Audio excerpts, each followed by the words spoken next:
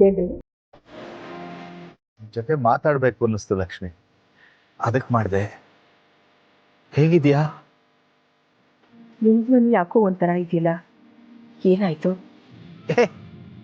ಇಲ್ವಲ್ಲ, ನಾನು ಆರಾಮಾಗಿದ್ದೀನಿ ಲಕ್ಷ್ಮಿ. ನನ್ಗೇನಾಗಿದೆ? ಗುಂಡ್ಕಲ್ ತರ ಇದ್ದೀನಿ.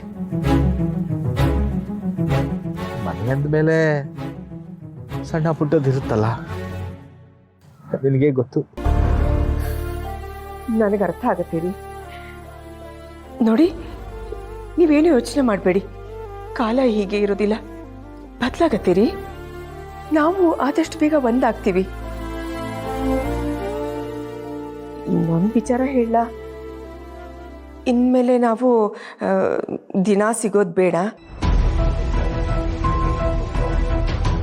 ವಾರಕ್ಕೆ ಒಂದಿನ ಸಿಗೋಣ. ಲಕ್ಷ್ಮಿ, ಯಾಕೆ? ಹರೀಶ್ ಏನಾದ್ರು ಅಂದ?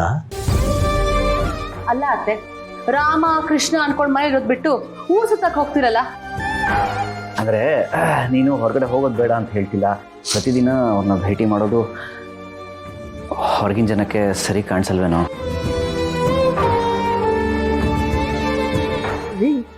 ನೊಂದ್ಕೋಬೇಡಿ. ನೋಡಿ, ನಿಮಗೆ ಮನೇಲಿ ಏನಾದರೂ ಬೇಕಂದ್ರೆ ವೀಣನ ಹತ್ರ ಕೇಳಿ, ಏನು ಬೇಕೋ ತಗೊಳ್ಳಿ.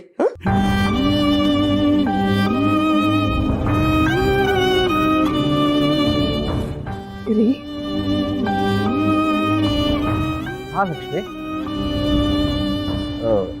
ಲಕ್ಷ್ಮಿ, ನನ್ನ ಸ್ನೇಹಿತರು ಒಬ್ಬರಿಗೆ ಯಾವುದಾದ್ರೂ ಒಂದು ಕೆಲಸ ಹುಡುಕೊಡಿ ಅಂತ ಹೇಳಿದ್ದೆ. ಅವ್ರು ಇವತ್ತು ಬನ್ನಿ ಅಂತ ಹೇಳಿದ್ದಾರೆ. ನನಗೇನಾದರೂ ಆ ಕೆಲಸ ಸಿಕ್ಕಿದ್ರೆ ನಾವು ದಿನ ಅಲ್ಲ, ವಾರಕ್ಕೊಂದ್ಸಲ ಭೇಟಿ ಆಗೋಕ್ಕೂ ಆಗಲ್ಲ, ಫೋನಲ್ಲೇ ಮಾತಾಡ್ಕೋಬೇಕಾಗತ್ತೆ. ನಾನು ಆಮೇಲೆ ಫೋನ್ ಮಾಡ್ತೀನಿ.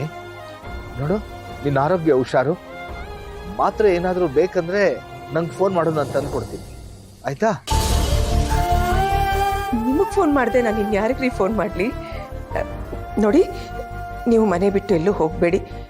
ಮಕ್ಕಳು ಹೇಳೋದು ನಮ್ಮ ಒಳ್ಳೇದಿಕ್ಕೆ ಅಲ್ವಾ? ಸರಿ ಲಕ್ಷ್ಮಿ, ಆಯ್ತು, ಹುಷಾರು. ಸರಿ ರೀ, ಫೋನ್ ಇಡ್ತೀನಿ.